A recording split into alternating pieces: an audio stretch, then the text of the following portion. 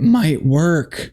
I think this might work. This might work. Did I just like figure this out while I was recording a video? Is that all I had to do was just talk about it out loud for a while? What is going on? Welcome to the first episode of, I don't know what I'm gonna call this series yet.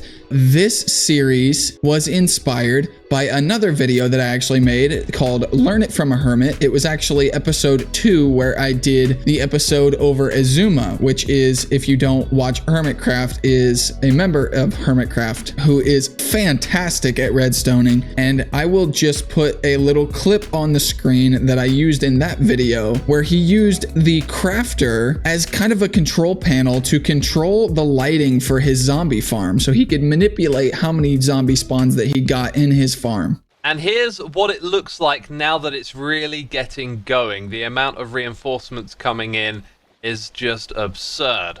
Go in here and activate more of the lights, and that is going to help throttle the farm as there are far less spaces for reinforcements to arrive. So the more players that are online, the more of these lamps I'm going to turn up. That video gave me a really interesting idea that I wanted to figure out. And as you can see, I have started to test it and try to come up with a bunch of different designs to figure this problem out. And without too much talking besides the redstone talking, there's going to be a lot of talking in this video, so you have been warned. But a few of you said that you would love to see this design improved on or worked on, or you would love to see a solution for it. So basically, in that video, I saw where he was, selecting different squares or slots in the crafter, and it would turn on a certain amount of lights. And I love the idea of having just basically the crafter here. It just looks like a number pad, or it looks like a control panel. So like these, whoops, I broke it. So each of these little squares here look like buttons or numbers or something like that. It just looks like a control panel for like an evil kind of layer. Okay, long story short, I recorded and edited this entire video and absolutely hated it. I talked way too much. I kept stuttering, I kept talking super slow, so I'm just gonna re-record this entire thing and try to explain it a little better. So here we go. So this was my first design I made,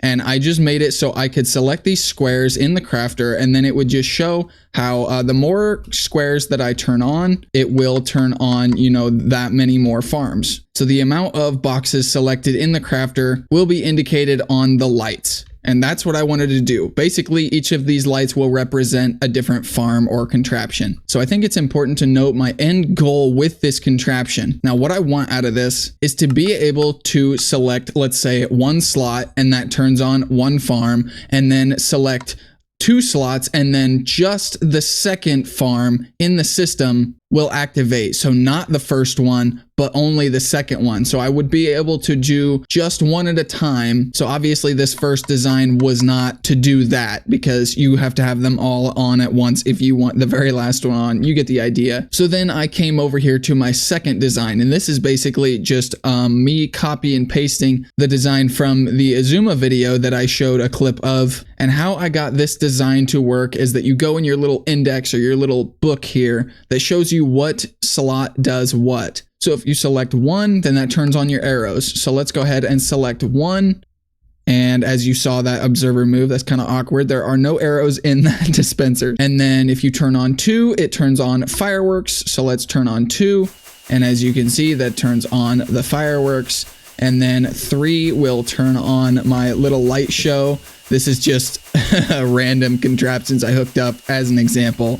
And then obviously the more you turn on, the more lamps will then turn on. Obviously, as you saw, it still does the same thing as this design here, because it turns all of them on at a time. So if I turn on number 7, I'm gonna turn on all of the ones before it too. So that is not gonna work. So basically how this one works, and what this design taught me that is very important for the future designs that I've since made, is that this block right here is very important. So the crafter is right there, just on the other side of this block. But actually a comparator can read the status of a crafter, or let's say a lectern or something like that, through a block. So then I select my slots to turn on whatever farm I want, and then that comparator reads that signal through this block and then somehow dispenses the signal all the way down this line, and then as it goes, it powers on these redstone lamps to signal what farms are on. So this is exactly what Azuma did. So basically this was what he used to just light up his zombie farm. And what I'm using them for, I changed his design because these redstone lamps up here were originally just regular blocks in Azuma's design, but I changed them to redstone lamps. And I did this so that these observers facing into the lights,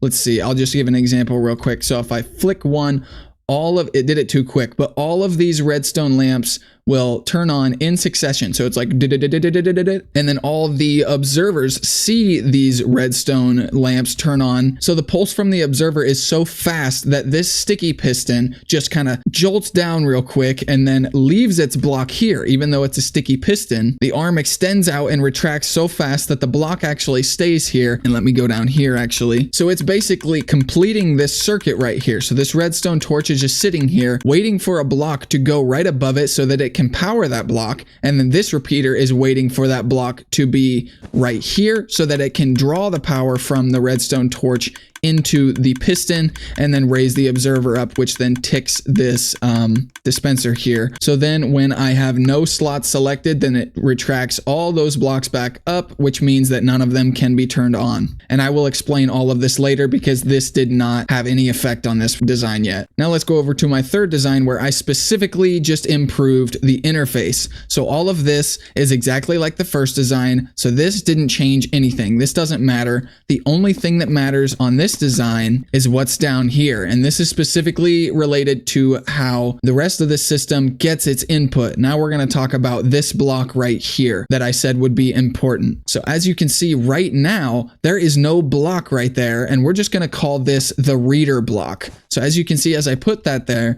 then the system is allowed to read and give off the signal, and then the lights are allowed to represent what slots are selected in the crafter. So without this reader block here, then the system cannot be on, no matter what you have selected in the crafter. And so what this system is down here, this circuit's only function is just to place and remove this block up and down between the crafter and the comparator. And the way I do that is this note block right here with an observer facing right into it. That observer, when I broke the note block like an idiot. When I hit this note block, it will then activate the system because the observer will see it when I hit it, and then it will give a little tick into this block right here. I have to have a repeater taking the signal from this block because as you can see, when I hit this note block, the comparators notice it, but the signal strength is just not strong enough to get all the way around. And this is just basically a long line of comparators just so it takes a second or two to get all the way to the rest of the system and actually lift that block up because I didn't want to do it too fast. So I actually put a repeater here and I had to set it to 2 ticks because if you notice, if I hit this note block, that signal from the observer is still too fast for even a repeater to notice it. But if I want to slow it down just by 1 tick,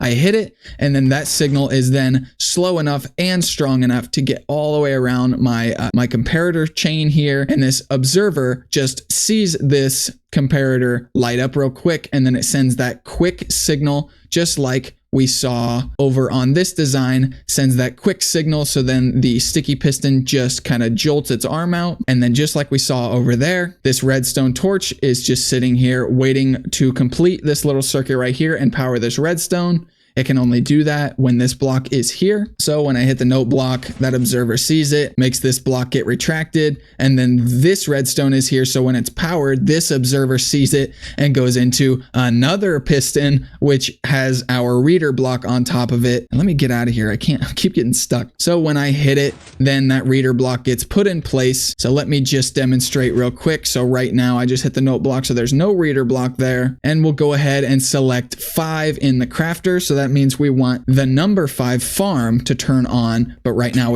I keep breaking stuff, but right now we don't have that set up to where that's possible yet. So we have 5 selected in the crafter. Now let's turn the reader block on. So now it's in place and all of these lamps turn on at the exact same time. So now we have our input system. All we need to do is figure out how to only turn on number 5. That's the next step. But the other problem that I discovered with this setup right here was that with this interface like this, I have to always come around to see if this reader block is in place. And I'm obviously, if I have an evil layer or something like that built around, I'm not going to be able to just walk around and be like, oh, is the system able to receive a signal from the crafter if I input anything like this, or is it turned off? I'm not going to be able to always look around the corner, and I don't want to do that anyway. And that brings us to our fourth design here, which introduced this redstone lamp. I am so proud of coming up with this interface right here. So essentially, this is a combination of this setup right here with our new interface,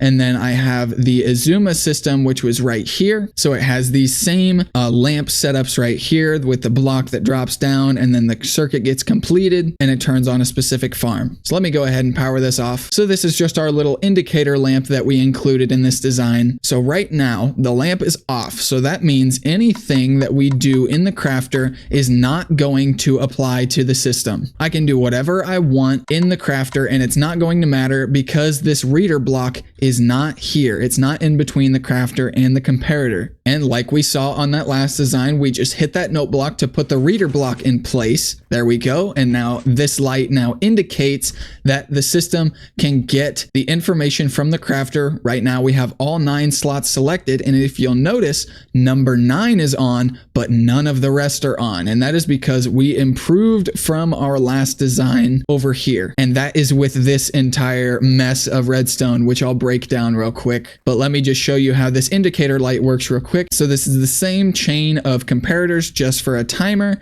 and that goes into the same observer, into the same piston contraption here. The same redstone gets powered, and then the observer sees that redstone get powered, and then it goes up, places our reader block. Now the difference here is that that reader block gives this observer an update when it gets put in place, and I just have it set up going into this piston. So it's going to do the same exact thing as all these other pistons I've been showing you, where it just jolts down and it puts this redstone block in place, which powers our redstone lamp. So I thought this was really cool. I'm really glad that I was able to condense it. I am very much a redstone amateur. I think it's pretty cool. I can call myself an amateur now because I've done all of this by myself with no tutorial or anything other than Azuma's design that I kind of copied right here. Everything else that you've seen up until this point, I've come up with on my own, which I am super proud to have done. Okay, so here is the same exact farm situation over here as we had over there. So we have the same exact thing going on as we had over here. So now the difference is number 9 is on, but none of the rest are on. If you remember, that was a problem we had over there and over there. So let me go ahead and just select number 2 in the crafter and let me show you why. So we have 2 slots selected. So that means we want only the second farm to be on, none of the other ones. And that is what we have as these lamps indicate. That's 1, 2, 3, 4, 5, 6, 7, 8, 9.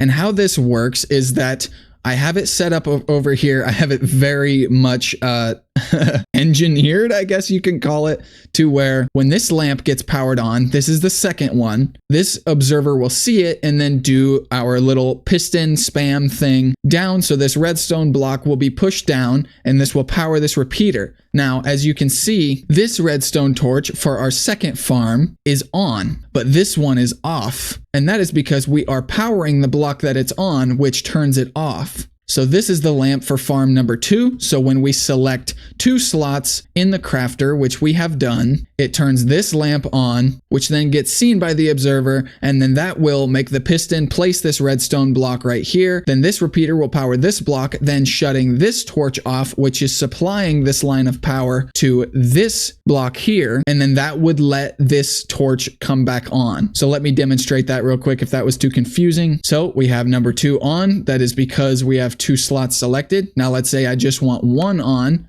So we'll select 1, number 2 turns off, and number 1 is allowed to come back on. And that is because our little circuit here is now off, meaning this redstone torch is allowed to power the block above it. So now let's try turning on, let's say number 5. So then that will turn on only number 5, and then all the rest before it will be turned off. And I basically just have one of these for every single lamp in the system. So that's how this works. Now let's talk about the problem with this design, and you've probably seen it already. I was so proud of this and like, oh man, I finally figured it out. This was the design that was going to work. So one big problem is obviously I I have no way of turning on one and another one. And that is because if I interact with 5, there's no way for me to turn on 9 without turning 5 off. So that wasn't going to work anyway. But the other problem that made me realize that this system wasn't going to work at all anyway is that even though I'm activating all of them, like this design showed right here, all the slots are selected in the crafter. So that means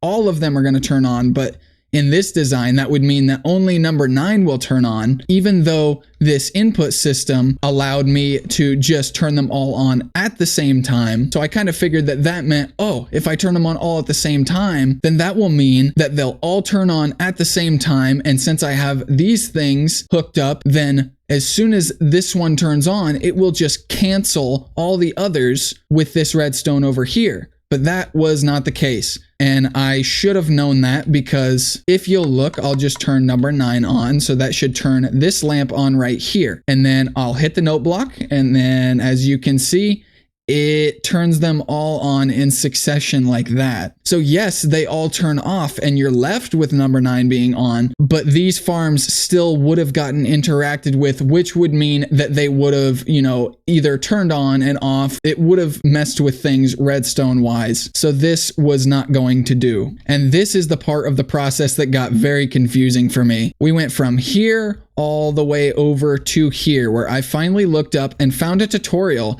that actually did exactly what I wanted. The problem was the interface was so confusing to me. I still don't know how it works. I've watched the tutorial 100 times. I don't know if I built it wrong or what, but the way that he uses this system in the tutorial is not how it works for me. So you have this little enter key here, which already threw me off. It's still throwing me off. I'll leave a link to that tutorial in the description if you want to check it out in case you want to build this thing for yourself, if you like this design better, or if you just want to see what I'm talking about, because I'm not going to try to explain it because I do not understand it. So these comparators here represent what farms are on. So this isn't going to work because I don't know how to use it, but let's say I want 4 on. So this enter key here counts as a slot selected. So this is actually number 5 on. So let's say I want to turn on the 5th farm. So 1, 2, 3, 4. This is 5. The farm's not on. That is because you have to double click this enter key, which then apparently is supposed to interact with this system somehow and then turn this on. I don't know why it doesn't work for me. I don't know if I'm just doing it wrong, but watch when I take all of them off and then double click it. Then it turns on 1. Why does it turn on number 1 only? And then what was interesting about this was that then these lights turn on, and that is because the crafter is being powered. His entire motivation behind making this design was so that you didn't need that indicator light that I made. You could just access it and be able to have all the information inside the interface of the crafter. So if this red thing is on right here, that means your farm is on and able to get signal from your input in the crafter, if that makes sense. So actually, let me try it now and see if this works. The lights on the crafter are on. That means the system is receiving signal. So let's go ahead and select this and then enter it again. Nothing. 1 is still on for some reason. I think that's because I have to interact with it again, but 5 didn't turn on. I don't get it. So not only did this design not work for me, it was just a little over my head, but also I wasn't really a big fan of the enter key. And I also liked the design that I came up for the interface. Yeah, there are a little more parts that you have to know how to use, and the indicator light, you can't just see everything you need to see from inside the crafter. But I liked the idea of having a bunch of moving parts. So like if this is your control panel, you're going to have to hit a couple buttons, so to speak, anyway. So I like the idea of having an evil layer, turning levers and spinning gears and just interacting with a couple different things to make a bunch of different farms work. I think that just adds to the character of it. So having this design kind of took away from the fact that I came up with this interface on my own, and I really like that idea. So I want to keep that if I can. And this is where I came over here. Now, this is where that tutorial actually helped me out a lot, because it showed me this decoder system, which this entire video wouldn't be possible without this decoder system. Apparently decoders in Minecraft are like an actual thing. They are a known like redstone component that, you know, like Mumbo uses, and they're literally designed to do stuff exactly like this. This was news to me. I didn't know that was a thing. So what I did was I kept this decoder system. I brought it over to here. I kept my interface design, which I love. And I also noticed in that tutorial that he uses composters that get a signal drawn from it because the composter is full. So the comparator actually can read a signal from a composter when it has things in it. And I was like, ooh, why can't I just use composters to put a signal instead of having this circuit over here where there's just a redstone torch that's waiting to power a block above it. And then these pistons just pushing a block over a redstone torch, which then allows a comparator to take a signal from that block. I'll just do this. This is essentially the same exact thing, but without the redstone torch. So it just saves resources. So I thought that was really cool. So the first time I tried to record this video, I didn't have these copper bulbs behind me. I just had comparators going like this, which would then read the composter, and then I had another block right behind it instead of the copper bulb, which would then just have like a redstone signal, and it would go off to whatever farm it needed to go to. So I'll go ahead and show you the original recording of this video where I actually discovered the solution to all these problems that I've been looking for this entire time. But we still can't turn on more than one. See, when I select 6, it just turned on 6, but turned 5 off. So then what I thought I could do, and what this was over here, I was trying, this is a mess. This basically didn't work from what I remember, but I was trying to essentially make a system where, let's say I wanted to interact with another farm without turning 6 off. So I was thinking, what if I just hit let's say I wanted to turn 7 on. So what if I wanted to turn 7 on without turning 6 off? And then if I wanted to turn 6 off, I would just have to interact with 6 again, and then that would then turn it off. So I was trying to come up with a system that would only interact with the actual status of the farm, whether it was on or off, every other time I interact with it, if that makes any sense at all. And now that I'm thinking about it, I wonder if this would work. So let's say that I wanted this lamp to turn on when I powered this lever. And that works, but let's say I only wanted it to turn off when I hit that lever again. So if I power it off, that doesn't turn it off. But if I do it again, then it powers off. The copper bulb is essentially the answer. As far as I know, I'm coming up with this on the fly. Like as I'm talking to you and recording this, I didn't have this planned. I actually just thought about this. So that must be why the copper bulbs are used up there and why you would have to interact with them twice to then turn them off. The concept is there. So I think this is essentially what we do. I think I could improve on this design right now. So what if I just put copper bulbs here if we turn 7 on? Yeah. Okay, so that means 6 is still on and 7 is on, but let's say we want to turn 6 off now. If we interact with 6 again, then it's off. But here's the problem. If I interact with 6 a third time, or no, that would just turn 7 off. Oh, it might work. I think this might work. If I interact with 6 again after I've interacted with another one, this might work. Did I just like figure this out while I was recording a video? Is that all I had to do was just talk about it out loud for a while? Is this the answer? Oh, I'm gonna be so excited if this is the answer I've been looking for this whole time. I was expecting to come into this video and having to redesign a bunch more of these systems and just come up with new concepts and find new redstone mechanics that I didn't know about. But this might be the answer. It might be just as simple as putting a copper bulb here. That way it interacts with the farm every other time. So there it was. I finally found the solution that I was looking for this entire time. And all I had to do was just say something out loud about a copper bulb and it all just clicked. So let me demonstrate how this one works. So this system, same note block, same light indicator as old designs, same comparator chain, although I did make it a little shorter, same reader block here, and then the indicator light is powered in a slightly different way, but same concept. The only difference now is that instead of going into Azuma's system for his zombie farm, it's now going into this decoder system. And then from this piston up and this way, it's all my design and it's all something that I kind of just threw together and hoped would work